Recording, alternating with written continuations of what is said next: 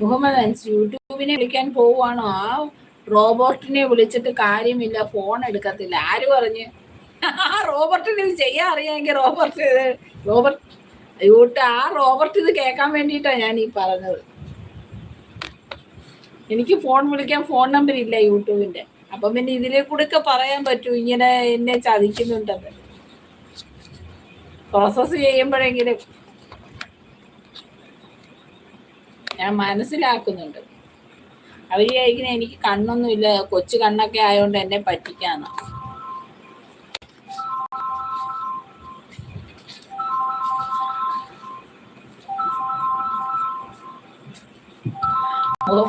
അമേരിക്കയിലുള്ള റോബർട്ട് എന്നാ കേൾക്കാനാ?